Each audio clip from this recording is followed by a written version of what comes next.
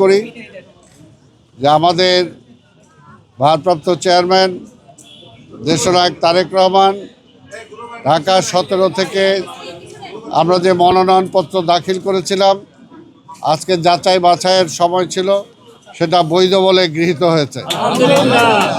আমরা ঠিক একইভাবে আশা করি ইনশাআল্লাহ ঢাকা 17 জনগণ আগামী 12ই ফেব্রুয়ারি যে নির্বাচন, সেই নির্বাচনে বিপুল ভোটে আমাদের নেতা দেশনায়ক তারেক রহমানকে তারা বিপুল ভোটে নির্বাচিত করবে এবং আগামী নির্বাচনের পরে তিনি এই দেশের প্রধানমন্ত্রী হিসাবে দায়িত্ব নিয়ে ইনশাআল্লাহ বাংলাদেশে গণতন্ত্র আবার ফিরিয়ে আনবেন।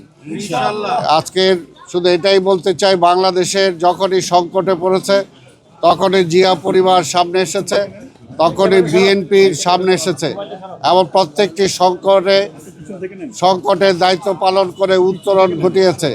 তা আজকেও ঠিক তেমনিভাবে আমরা আশা করি শহীদ রাষ্ট্রপতি জিয়া রহমান এই দেশে যেমনি গণতন্ত্র ফিরিয়ে দিয়েছিলেন, বেগম খালেদা জিয়া যেমনি এই দেশে গণতন্ত্র পার্লামেন্টের ডেমোক্রেসি ফিরিয়ে দিয়েছিলেন, আজকেও দীর্ঘ 17 বছর মানুষের যে ভোটের অধিকার কেড়ে নেওয়া হয়েছিল, যে স্বৈরাচার পাথরের মতো মানুষের বুকে চেপে বসে আছিল, আজকে সেই স্বৈরাচার বিদায় হয়েছে, কিন্তু এখন পর্যন্ত কিন্তু গণতন্ত্র আমরা ফিরে পাই নাই।